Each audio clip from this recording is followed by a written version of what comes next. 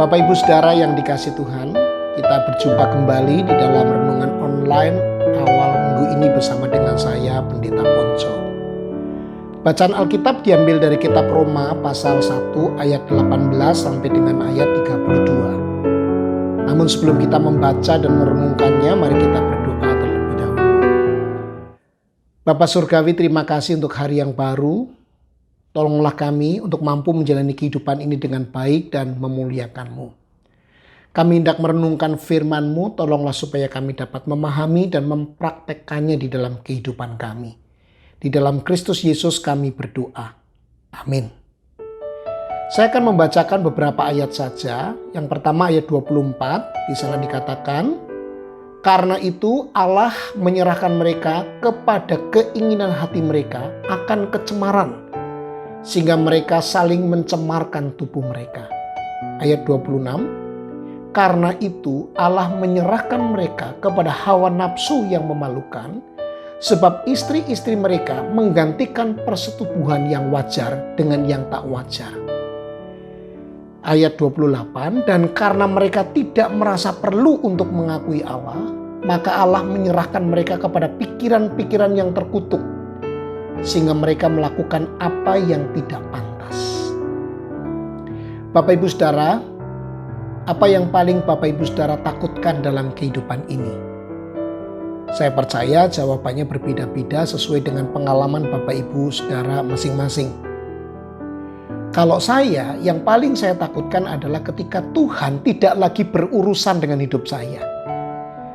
Saya mau apa kek, Tuhan masa bodoh. Ketika saya melakukan ini dan itu, bahkan melanggar firman Tuhan, Tuhan diam. Dan bahkan menyerahkan kepada keinginan saya. Tuhan tidak melakukan apapun untuk menahan saya, menarik saya dari jalan yang salah. Menegur, memarahi, mendisiplin saya untuk saya bisa kembali kepada jalan Tuhan. Kalau sampai Tuhan bersikap seperti itu, membiarkan, bahkan menyerahkan saya kepada keinginan saya yang bertolak belakang dengan firman Tuhan, yang bertentangan dengan perintah Tuhan, dengan kehendak Tuhan, maka saya akan menjadi manusia yang paling celaka, dan itu yang paling saya takutkan. Tetapi itulah ternyata sikap Tuhan kepada orang-orang Yahudi yang menerima surat Roma yang ditulis Paulus ini. Untungnya bukan kepada saya. Oleh karena keinginan daging mereka yang sudah sedemikian kuatnya membelenggu dan mengendalikan, sehingga nampaknya sudah tidak ada lagi nasihat firman yang mampu mengarahkan mereka kembali pada jalan Tuhan. Mereka tahu kebenaran, mereka tahu kehendak Tuhan, tapi mereka secara sengaja melawan terus-menerus kebenaran dan kehendak Tuhan.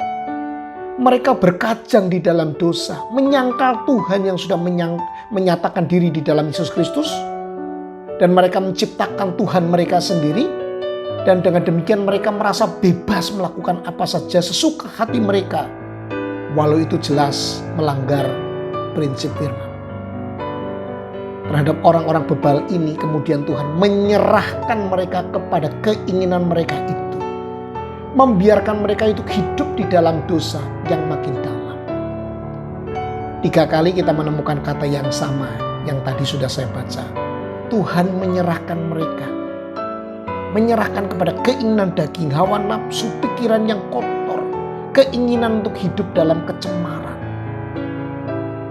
Dan tahukah Bapak Ibu Saudara bahwa ini menjadi sikap Tuhan yang paling mengerikan. Saya paling takut kalau Tuhan bersikap seperti itu.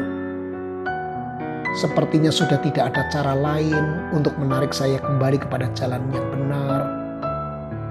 Wah, mengerikan kalau kemudian Tuhan menyerahkan kepada keinginan saya yang berdosa ini. Karena itu Bapak Ibu Saudara, bersyukurlah kalau Bapak Ibu Saudara sampai hari ini Tuhan masih peduli kepada kita. Kalau Tuhan menegur kita, misalnya melalui peristiwa yang tidak kita harapkan terjadi, tetapi itu mengingatkan kita pada jalan yang benar, mengingatkan Tuhan, mengingatkan kembali kepada jalan Tuhan, bersyukurlah. Akan sangat berbahaya sekali jika Tuhan berdiam, Dia tidak melakukan apapun untuk menegur kita, dan Dia memutuskan menyerahkan kepada keinginan daging kita kita manusia yang paling celaka di dalam dunia ini. Karena itu kalau hari-hari ini Tuhan masih menegur kita, bersyukurlah. Mari kita kembali pada jalan yang Tuhan kehendaki, hidup makin serupa dengan Kristus dan memuliakan Kristus. Mari kita berdoa. Tuhan, terima kasih untuk firman-Mu hari ini. Kami bersyukur jika sampai hari ini Engkau peduli pada kami. Menyadarkan dosa kami. Menarik kami kembali kepada jalan-Mu.